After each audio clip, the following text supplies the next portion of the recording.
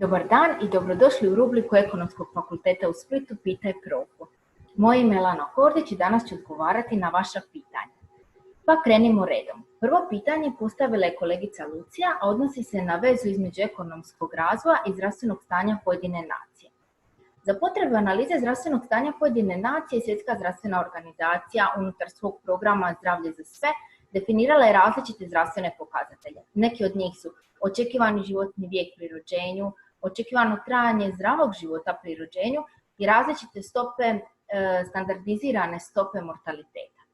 Iako je očekivano trajanje života pri rođenju ili u dobi od 65 godina najčešće korišten pokazatelj zdravstvenog stanja populacije, ja bih uvijek savjetovala korištenje pokazatelja očekivanog trajanja zdravog života. Zašto? Uzimajući obzir duljinu i kvalitetu života s obzirom na društveno stanje, ovaj pokazatelj najbolje dočarava zdravlje koje je definirano kao stanje potpunog tjelesnog, mentalnog i društvenog blagostanja, te više od samog odsustva bolesti ili patnje. Sad, kad smo definirali kako mjeriti i pratiti zdravstveno stanje stanovništva neke zemlje, možemo komentirati vezu između izdvajanja za zdravstvenu zaštitu u odnosu na BDP s jedne strane i pokazatelja zdravstvenog stanja određene populacije s druge strane. Posljednjih nekoliko desetljeća u europskim su zemljama stope rasta zdravstvene potrošnje bile više od rasta BDP-a, što je rezultiralo većim udjelom zdravstvene potrošnje u nacionalnom dohotku. Zemlje s višim dohotkom po stanovniku imaju veću zdravstvenu potrošnju i to u apsolutnom i u relativnom iznosu, znači kao udio u BDP-u. S ekonomskim razvojem raste potražnja za zdravstvenim uslugama i potrošnja posebice potrošnja za preventivnu zdravstvenu zaštitu. Dosadašnja istraživanja pokazuju, na primjer, kako u razvijenim zemljama od 60 godina očekivano trajanje života produljeno za 11 godina, te sad iznosi 80 godina. U prilog tome potrebno je spomenuti istovremeni konstantan napredak medicinske tehnologije. Također, postoje brojna istraživanja koja su potvrdila kako veći zdravstveni izdaci koji prate rast BDP-a povećavaju dostupnost zdravstvenih usluga, a samim time omogućuju duži očekivani životni vijek. Ipak, analizirajući sve dosadašnje studije, dolazimo do zanimljivog zaključka. Rast izdvajanja za zdravstvo ne dovodi nužno do poboljšanja zdravstvenog stanja populacije. Zašto? Razlozi su sljedeći. Različite države postižu različitu razinu učinkovitosti i djelotvornosti u trošenju novčanih sredstava. To, na primjer, znači da neka zemlja s jednakom razinom zdravstvene potrošnje po stanovniku postiže bolje rezultate u pogledu zdravstvenih pokazatelja populacije ili jednaku razinu zdravstvenog stanja populacije postiže sa manjim izdvajanjima za zdravstvenu potrošnju po stanovniku. Također, na različite rezultate utječe i količina drugih resursa u pružanju zdravstvenih usluga, to su materijalni koje iskazujemo, na primjer, po broju kreveta ili po broju kvaliteti dijagnostičkih uređaja i ljudski kapaciteti koji se odnose na zdravstvene djelatnosti. Potrebno je naglasiti da u pretežito javno financiranim zdravstvenim sustavima, kakav je uostalom i onaj u Hrvatskoj, alokacija ograničenih resursa s ciljem zadovoljavanja neograničenih zdravstvenih potreba odvija se prema takozvanom obrascu ponude, odnosno odluke o investicijama prikazuju zapravo političku odluku. U toj situaciji realokacija resursa može se poboljšati korištenjem različitih alata ekonomske analize, kao na primjer provođenjem analize troškova i koristi cost-benefit analize. Temeljenje političkih odluka na rezultatima ekonomskih evaluacija dobar je put da rast izdvajanja za zdravstvo koji se povezuje s rastom BDP-a u konačnici rezultira i poboljšanjem zdravstvenog stanja populacije. Drugo pitanje nadovezuje se na prvo pitanje i odnosi se na utjecaj značajnog pada gospodarske aktivnosti na očekivani životni vijek u pojedinom društvu, odnosno državi. Odnos između ovih varijabli, točnije smjer i intenzitet utjecaja, je već objašnjen u prethodnom pitanju, ali dodatno mogu komentirati što se događalo s izdacima za zdravstvo tijekom svjetske financijske krize. Nakon izbijanja svjetske financijske krize 2008. godine, fiskalna politika u razvijenim gospodarstvima postala je vrlo ekspanzivna. Navedeno je naravno rezultiralo porastom deficita i javnog duga konsolidiranog proračuna opće države, kao i strahom od bankrota, pa je se trebalo provesti fiskalnu konsolidaciju. A budući da na zdravstvo otpada velik dio javne potrošnje, da su troškovi u zdravstvu godinama rasli vrlo brže od rasta BDP-a, reforma zdravstva nametnula se kao jedino logično rješenje u ovakvoj situaciji. Znači, u situaciji kad s jedne strane država ne može značajnije povećati rashode, a i prihodi proračuna opće države se smanjuju uslijed usporavanja ekonomskih aktivnosti, a s druge strane mi želimo zadržati istu razinu zdravstvenog stanja populacije ili čak povećati, potrebno je provesti reformu s ciljem povećanja učinkovitosti i djelotvornosti zdravstvenog sustava, da bi se taj jaz između potreba i mogućnosti smanjio. Pritom je reforme financiranja zdravstva moguće postići na nekoliko načina. Jedan od načina je provođenje ograničenja na makroekonomskoj razini. To, na primjer, znači da definiramo proračunske limite.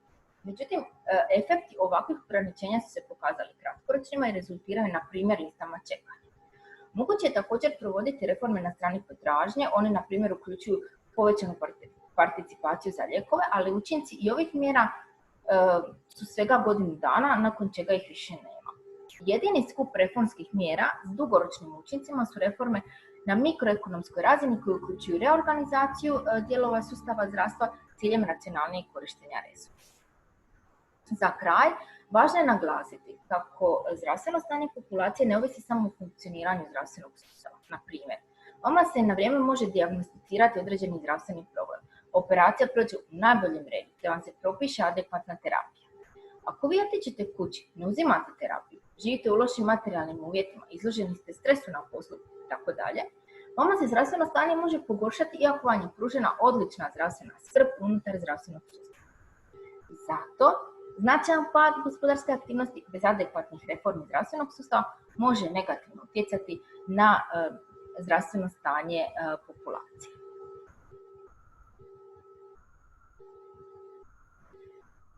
S ovim pitanjem završili smo pitanje iz područja ekonomike zdravstva. Sljedeće pitanja odnose se na industrijsku politiku.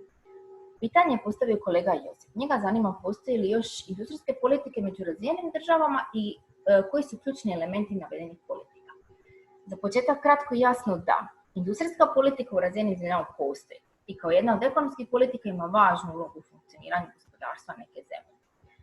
Povod za državnom intervencijom očituje se u nesavršenom funkcioniranju tržišnog mehanizma te eksternalija. Ipak, industrijska politika se po svim karakteristikama može razlikovati među zemljama, a njene ključne karakteristike razlikuju se ako usporedimo stare i nove industrijske politike. Set mjera usmjeren na vođenje i kontroliranje procesa strukturne transformacije ekonomije definiran s ciljem poboljšanja učinkovitosti gospodarskog sustava mijenja se od 80. godina prošlog stoljeća uslijed neoliberalne revolucije. U početcima razvoja industrijske politike uočavaju se dva pristupa industrijskom razvoju. Jedan koji se razvio na području SAD-a, tu je industrijska politika bila usmjerena na kontroliranje pravila igre, dok je na području Europe bio izražen protekcionizam unutar industrijske politike.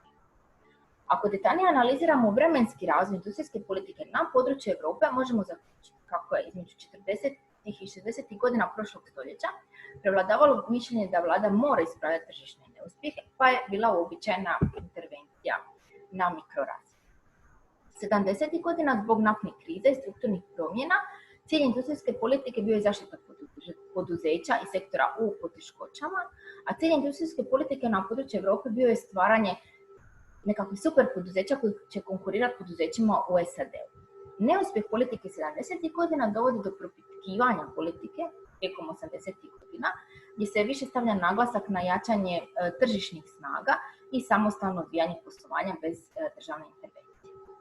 Početkom 90. godina, na primjer na razini Europske unije, Europska komisija na industrijsku politiku gleda kao na politiku kojom treba promovirati prilagodbu strukturnim promjenama na otvorenom i konkurentnom tržištu.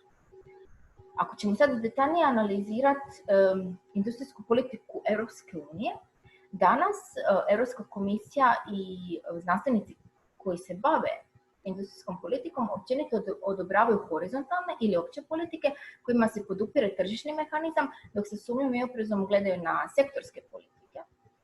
Industrijska politika Europske unije stoga se razvila od vertikalne, odnosno sektorske, prema horizontalnoj, industrijskoj politici. Prioritet se daje inicijativama privatnog sektora, a cilj industrijske politike je da stvori povoljno okruženje za industrijski razvoj i za provođenje strukturnih prilagodbi. Usprkos dominiranju horizontalnih mjera unutar industrijske politike negdje između 70 i 80%, još uvijek postoje i vertikalne mjere, a odobravaju se u dva slučaja. U slučaju zalazećih industrija, na području Europe to je bila proizvodnja čelika, tekstila, sjetite se brodogradnje u Hrvatskoj. I tu je cilj vertikalnim mjerama usporiti brzinu prilagođavanja. Smatra se da su te industrije politički preosjetljive da se njihov razvoj prepusti tržištu i vertikalnim mjerama cilj je produžiti proces strukturnih promjena i ublažiti njihov negativni utjecaj. S druge strane, EU nastoji aktivno potaknuti razvoj takozvanih izlazećih industrija, pa i to odobrava provođenje vertikalne politike. To se odnosi na razvoj informacijske tehnologije i biotehnologije. U tom slučaju mjere industrijske politike nastoje ubrzati proces strukturnih promjena. Sad, potičem vas da istražite razlike u industrijskoj politici koju su od početka 80. godina 20. stoljeća provodile zemlje Latinske Amerike, te usporedite s onom koju su provodili zemlje, odnosno istočnoazijski tik. Uspoređujući ih možete potvrditi da državna intervencija na tržištu nije sama po sebi ni dobra ni loša. Način na koji se ona odvija je ono što je čini dobrom ili lošom. Posljednje pitanje koje se odnosi na karakteristike industrijske politike u kontekstu četvrte industrijske revolucije. Globalizacija, kao i svaka promjena u strukturi industrije, u ovom slučaju promjena uslijed četvrte industrijske revolucije, nameće potrebu za daljnjim razvojem novih i prilagodbu postojećih mjera industrijske politike. Nove industrijske politike zapravo danas se odnose usmjerene su na definiranje pravila s jedne strane i pomoć razvoju mogućnosti s druge strane. Znači, prvi skup mjera unutar nove industrijske politike odnosi se na regulaciju sektora, zaštitu intelektualnog vlasništva, stvaranje institucionalnog oblika i određivanja pravila igre. A drugi skup mjera odnosi se na osiguravanje mogućnosti i to su, na primjer, mjere usmjerene na osiguravanje dostupnosti materijalne i nematerijalne imovine, odnose se na politike za razvoj ljudskog kapitala, znanja i inovacija, te se implementiraju na lokalnim i višim nivoima. I to bi bilo to od mene. Veliko hvala kolegama na svim postavljenim pitanjima. Nadam se da će vas moji odgovori motivirati na daljnje istraživanje i kritičko razmišljanje, koje će u budućnosti rezultirati možda nekim novim konstruktivnim raspravama. Budite odgovorni i nadam se skorog druženja u zgradi Ekonomskog fakulteta. Sve vas pozdravljam. Bog!